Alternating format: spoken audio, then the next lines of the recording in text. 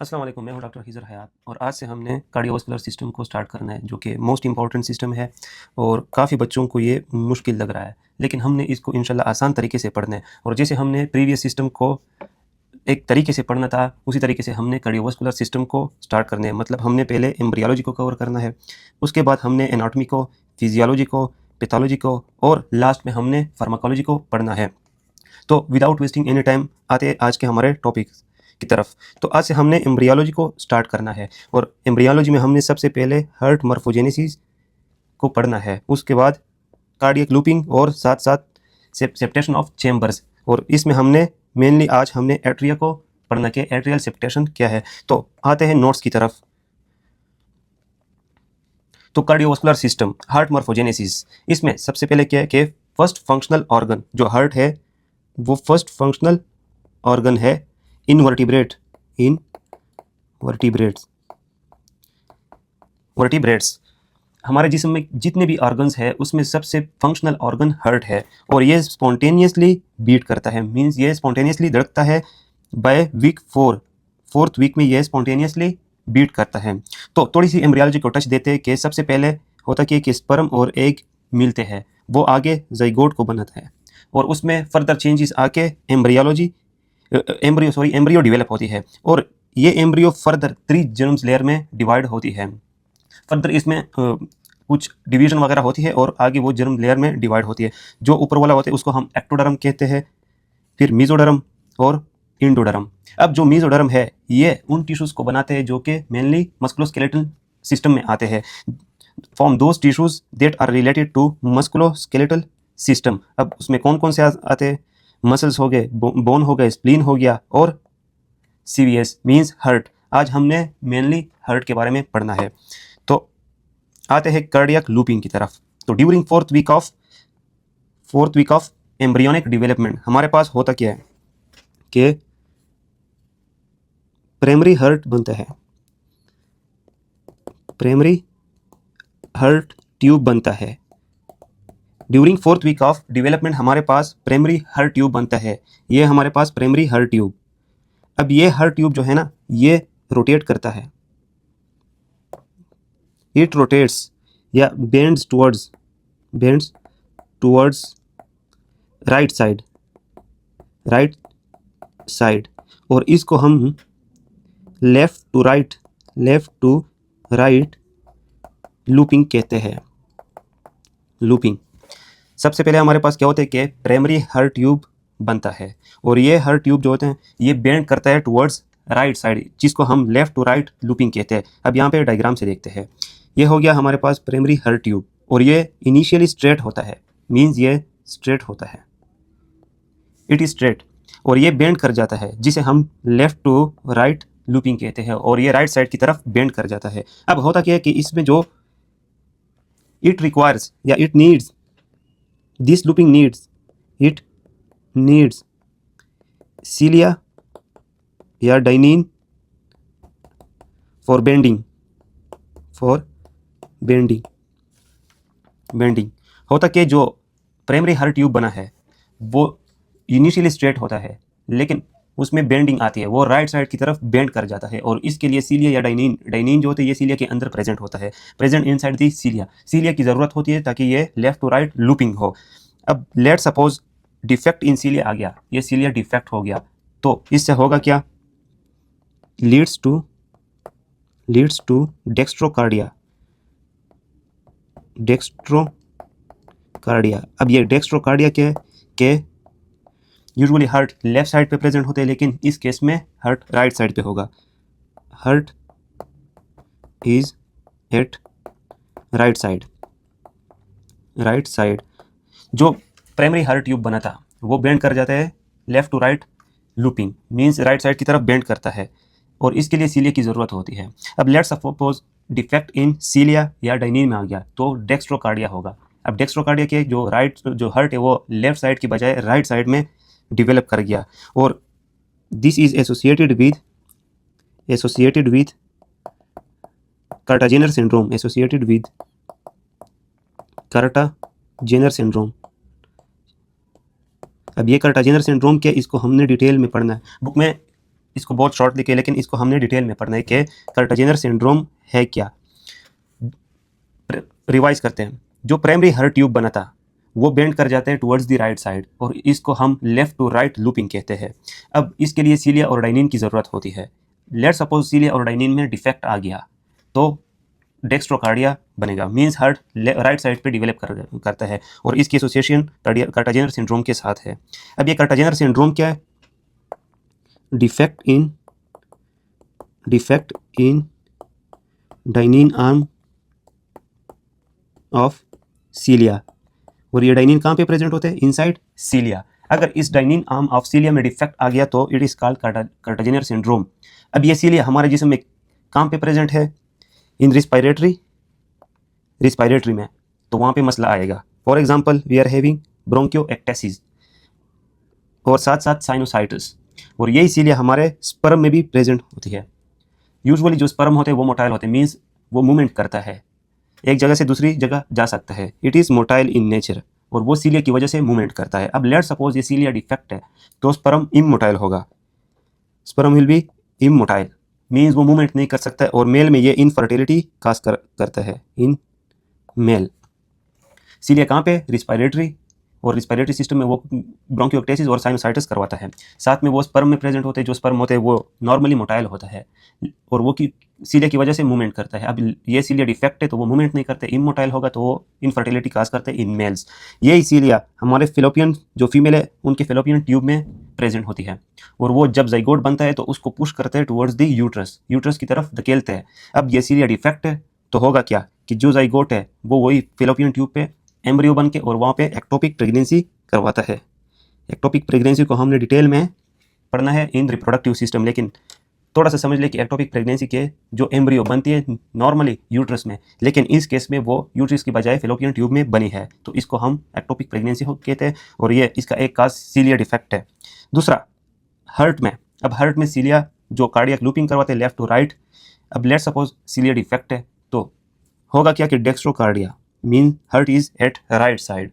तो ये था कार्टाजेनर सिंड्रोम, जिसमें हमारे पास सीलिया में डिफेक्ट आता है, और उनसे कौन कौन से मसाइल पैदा होंगे ये। तो अभी आते हैं हमारे मेन टॉपिक की तरफ, जो एट्रियल सेप्टेशन है। एट्रियल सेप्टेशन, इससे पहले हमने कुछ टर्म को सीखना है। ओस्टियम, अब ओस्टियम क्या है? मीन्स होल, एक रास्ता। साथ में सेप्टम, सेप्टम का क्या मतलब है? लेयर या wall. Primum, primum means first. Secundum, secundum means second. Ostium का मतलब है होल या रास्ता, सेप्टम मीन्स लेयर या वॉल। अब प्राइमम और secundum, primum means first, secundum means second. अब आते हैं कि ये कैसे बनते हैं, ये एट्रियल सेप्टेशन होता है इस तरह। यहाँ से एक सेप्टम निकलता है और इसको हम सेप्टम प्राइमम कहते हैं, प्राइमम। और नीचे हमारे पास होता कि यहाँ पे हमारे पास एंडोकार्डियल कुशन प्रेजेंट होता है, एंडोकार्डियल कुशन। ये टॉपिक काफ़ी बच्चों को मुश्किल लग रहा है, लेकिन हमने इसको आराम से और आसान तरीके से पढ़ना है। सबसे पहले क्या बना था कि एक सेप्टम बना था, जिसे हम प्राइमम कहते हैं क्योंकि ये पहले बना था। और ये प्राइमम जो होता है, ये सेप्टम प्राइमम, ये एलोंगेट करता है towards the cushion, elongates towards cushion, endocardial cushion, endocardial cushion. अब जो इनके दरमियान एक रास्ता है, एक होल है, इसको हम ओस्टियम प्राइमम कहते हैं, ओस्टियम प्राइमम। सबसे पहले क्या बना था? एक सेप्टम बना था, जिसको हम सेप्टम प्राइमम कहते हैं। वो एलोंगेट करते हैं टुवर्ड्स द एंडोकार्डियल कुशन, और इस सेप्टम और एंडोकार्डियल कुशन के दरमियान जो होल है, जो रास्ता है, उसको हम ओस्टियम प्राइमम कहते हैं। अब नेक्स्ट में होता क्या कि जो सेप्टम प्राइमम था, सेप्टम प्राइमम, और यहाँ पे हमारे पास था एंडोकार्डियल कुशन। ये जो सेप्टम प्राइमम है ये डिवाइड करता है, इट डिवाइड्स। क्यों? क्योंकि सेल डेथ यहाँ पे होती है। जो सेप्टम प्राइमम था वो डिवाइड करता है, और आगे होता क्या कि जो ये दो में तकसीम होता है, इट इज़ डिवाइडेड इनटू 2। अब यहाँ पे क्या होता है कि ये भी सेप्टम प्राइमम था, और ये भी इसी सेप्टम प्राइमम का एक पार्ट है, इसे भी हम सेप्टम प्राइमम कहते हैं। और ये जो था इसको हम ओस्टियम प्राइमम कहते थे, क्योंकि ये सबसे पहले एक होल था, एक रास्ता था। अब ये न्यू बना है, ये वाला जो है इसको हम ओस्टियम सेकेंडम कहते हैं, क्योंकि ये अभी अभी बना है। ओस्टियम सेकेंडम इसको हम कहते हैं। सेप्टम प्राइमम ये डिवाइड करता है दो में, और इन्हीं दो को हम सेप्टम प्राइमम कहते हैं। जो इनिशियल था उसे हम, इनिशियल होल था उसे हम ओस्टियम प्राइमम कहते हैं, जो अभी बना है उसको हम ओस्टियम सेकेंडम कहते हैं। अब होता क्या है कि जो सेप्टम प्राइमम था वो उसी जगह पे होते हैं, लेकिन जो न्यूली बना था सेप्टम प्राइमम वो अटैच कर जाता है विद इंडोकार्डियल कुशन, इंडोकार्डियल कुशन। और यहाँ पे जो ओस्टियम प्राइमम था वो डी से पेयर हुआ, ये वाला डी से पेयर हो गया, तो ये क्या रह गया, ओस्टियम सेकेंडम, सेकेंडम। और ये अपना ही सेप्टम प्राइमम था, ये भी सेप्टम प्राइमम था। यहाँ पे क्या हुआ, जो सेप्टम प्राइमम बना था, जो डिवाइड हुआ था, उसका जो सेकेंड पार्ट था वो नीचे आके किसके साथ मिल गया, ये नीचे आके एंडोकार्डियल कुशन के साथ मिल जाता है। और जो ओस्टियम प्राइमम था वो डी से पेयर हो गया, सिर्फ और सिर्फ ओस्टियम सेकेंडम रह गया। अब आगे होता क्या कि इसी के साथ साथ एक और सेप्टम निकलता है, यहाँ पे हो गया एक और सेप्टम, जिसे हम सेप्टम सेकेंडम कहते हैं। जो सेप्टम प्राइमम है जो ऊपर से एलोंगेट करता था, उसी के साथ एक और सेप्टम निकलता है जिसे हम सेप्टम सेकेंडम कहते हैं, और ये नीचे एलोंगेट करता है। अब ये था सेप्टम प्राइमम, ये भी था सेप्टम प्राइमम, और ये क्या बचा था, ओस्टियम सेकेंडम, और ये हमारे पास इंडोकार्डियल कुशन, ये वाला न्यूली डिवेलप करता है जिसे हम सेकेंडम कहते हैं। अब यहाँ पे हमारे पास ये था सेप्टम प्राइमम, ये भी था सेप्टम प्राइमम, ये अटैच था ओस्टियम इंडोकार्डियल कुशन के साथ, यहाँ से सेप्टम सेकेंडम निकला था।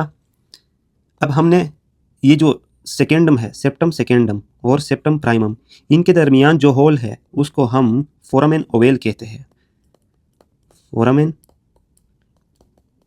ओवेल। और जो सेप्टम प्राइमम और सेप्टम प्राइमम के दरमियान था उसको हम ओस्टियम सेकेंडम कहते हैं। अभी तक हमने क्या पढ़ा कि सेप्टम प्राइमम था और उसके नीचे भी एक सेप्टम प्राइमम था। जो नीचे वाला सेप्टम प्राइमम था वो इंडोकार्डियल कुशन के साथ अटैच था, इसके दरमियान ओस्टियम सेकेंडम था। साथ ही जो सेप्टम प्राइमम था उसके बेस से और एक और सेप्टम निकलते हैं जिसे हम सेप्टम सेकेंडम कहते हैं। अब ये सेप्टम सेकेंडम, सॉरी ये सेप्टम सेकेंडम है, इसके दरमियान और सेप्टम प्राइमम के दरमियान जो होल है उसे हम फोरामेन ओवेल कहते हैं।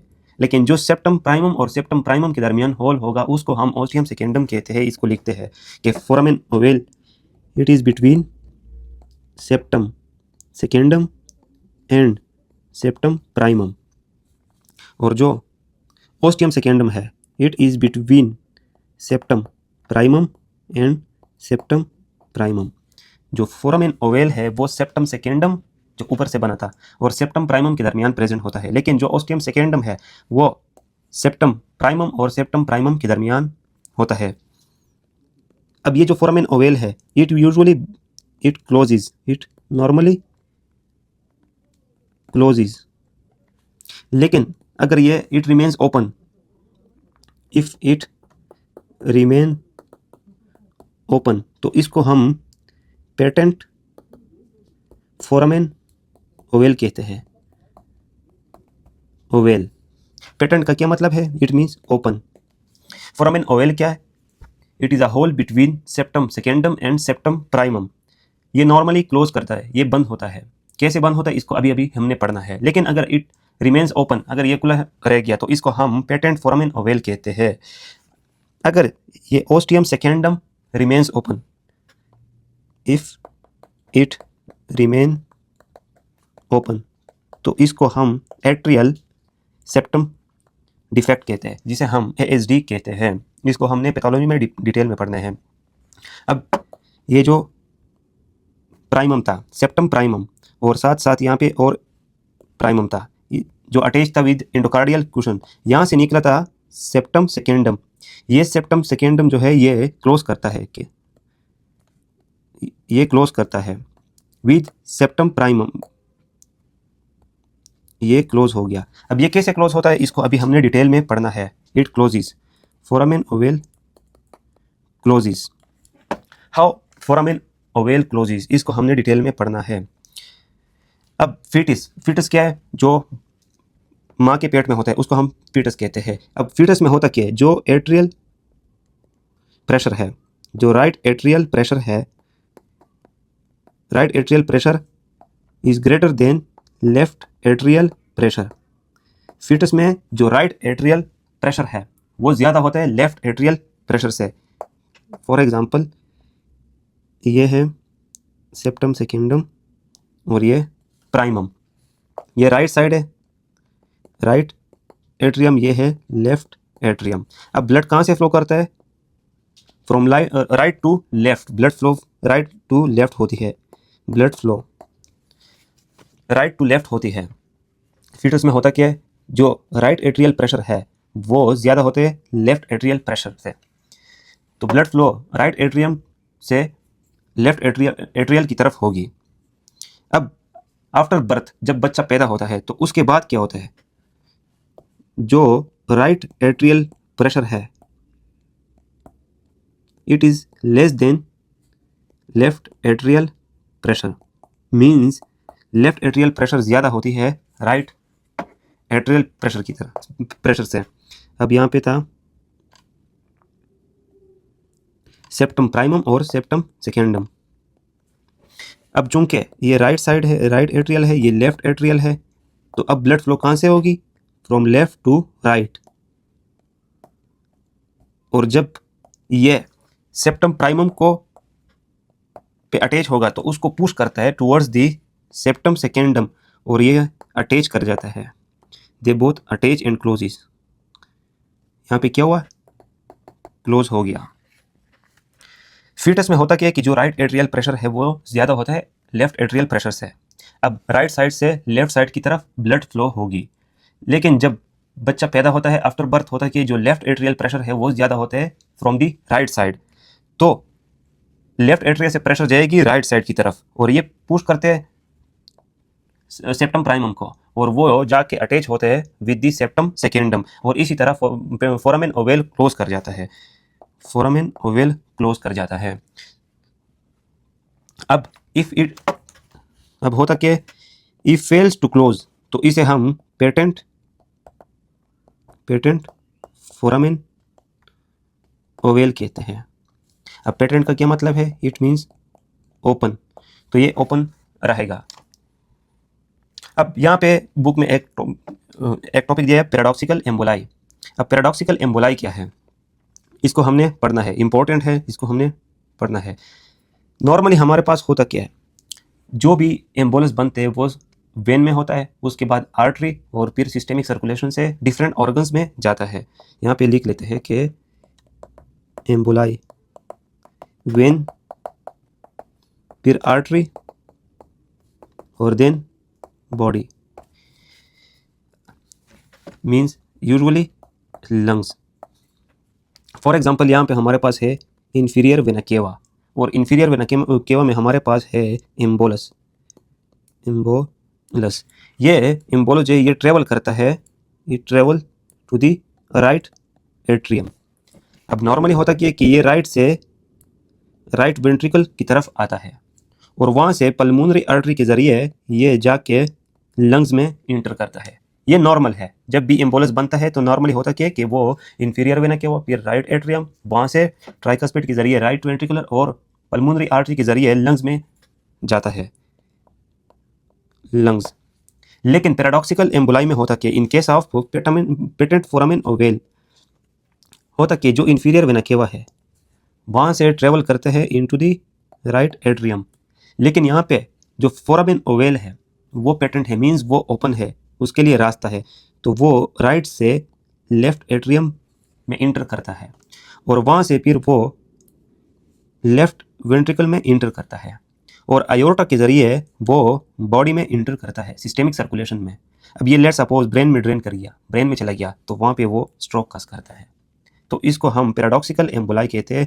इसका नॉर्मल तरीका रास्ता जो है वो inferior vena cava, right atrium, right ventricular, उसके बाद लास्ट में लंग्स में इंटर करता है। लेकिन पैराडॉक्सिकल में होता क्या है, in case of patent foramen oval या इन केस ऑफ ASD जो कि ओस्टियम सेकेंडम के ओपनिंग से होती है, इंफीरियर वेना केवा से एम्बोलस इंटर करता है इनटू दी राइट एट्रियम और वहाँ से लेफ्ट एट्रियम में इंटर करता है और वहाँ फिर जाके लेफ्ट वेंट्रिकल आयोर्टा के जरिए बॉडी में, और अगर ब्रेन में चला गया तो स्ट्रोक कस करवाता है। तो अभी आते हैं बुक से, इसको पढ़ते हैं कि अभी हमने क्या पढ़ा है। तो हार्ट मॉर्फोजेनेसिस को स्टार्ट करते हैं। First functional organ in vertebrates, heart जो होते हैं वो फर्स्ट फंक्शनल ऑर्गन है जो स्पॉन्टेनियसली बीट करते हैं by week of fourth of development. अब कार्डियक लूपिंग क्या होती है, जो प्राइमरी हार्ट ट्यूब बना था it establish left to right polarity, means वो बेंड कर जाता है towards the right side by week of fourth, और इट रिक्वायर्स सीलिया या डाइनिन। अब लेट सपोज डिफेक्ट आ गया, डिफेक्ट इन डाइनिन, तो it will leads towards the dextrocardia. Normal क्या होता है कि जो हार्ट है वो लेफ्ट साइड पे बनता है, लेकिन इन केस ऑफ डेक्स्ट्रोकार्डिया वो लेफ्ट की बजाय राइट साइड में बनता है, डेवलप करता है, और सीन इन कार्टाजेनर सिंड्रोम, और यह है it is associated with Kartagener syndrome. Kartagener syndrome क्या है, इसमें defect in dynein arm of सीलिया होता है, और ये सीलिया कहाँ पे प्रेजेंट होते हैं, रिस्पिरेटरी सिस्टम में, वो ब्रोंकियोक्टेसिस साइनोसाइटिस काज करते हैं, स्पर्म इमोटिलिटी करवाते हैं जिससे इनफर्टिलिटी होती है, साथ साथ फेलोपियन ट्यूब में सीलिया प्रेजेंट होती है, उसकी डिफेक्ट की वजह से एक्टोपिक प्रेगनेंसी होती है, और साथ में ये डेक्स्ट्रोकार्डिया होते हैं। अब सबसे पहले हमने डायग्राम से सीखना है कि एट्रियल सेप्टेशन क्या है, एट्रिया की सेप्टेशन हमने पढ़ना है डायग्राम से। अब नंबर 1 पे होता है कि सेप्टम प्राइमम निकलता है, सेप्टम प्राइमम, और ये नीचे एलोंगेट करते हैं टुवर्ड्स द इंडोकार्डियल कुशन, इंडोकार्डियल कुशन की तरफ ये एलोंगेट करता है, और इसके दरमियान जो प्रेजेंट होते हैं उसको हम ओस्टियम प्राइमम कहते हैं, मीन जो रास्ता होते हैं, जो होल होते हैं, उसको हम ओस्टियम प्राइमम कहते हैं। अब होता क्या, जो सेप्टम प्राइमम था ये डिवाइड करता है इनटू सेप्टम प्राइमम। अब 2 होल्स बने यहाँ पे, एक होता है ओस्टियम प्राइमम और दूसरा ओस्टियम सेकेंडम। जो दूसरा वाला बना है उसको हम ओस्टियम सेकेंडम कहते हैं, और ये जो सेप्टम प्राइमम है अटैच विद इंडोकार्डियल कुशन, जिसकी वजह से ओस्टियम प्राइमम डिसअपीयर करता है, डिसअपीयर। ये जो सेप्टम प्राइमम था ये अटैच करता है विद इंडोकार्डियल कुशन, और उससे जो ओस्टियम प्राइमम था वो डिसअपीयर होता है। अब नंबर 3 में यहाँ पे शो किया गया, जो सेप्टम प्राइमम था अटैच कर गया विद इंडोकार्डियल कुशन, और जो ओस्टियम प्राइमम था वो डिसअपीयर हो गया, सिर्फ और सिर्फ ओस्टियम सेकेंडम रह गया, और साथ में यहाँ पे एक और सेप्टम निकलता है जिसे हम सेप्टम सेकेंडम कहते हैं। ये हो गया सेप्टम सेकेंडम। नंबर 4 में क्या है, अब हमारे पास यहाँ पे एक फुल डायग्राम आता है। ये ओस्टियम सेकेंडम है जो सेप्टम प्राइमम और सेप्टम प्राइमम के दरमियान प्रेजेंट होता है।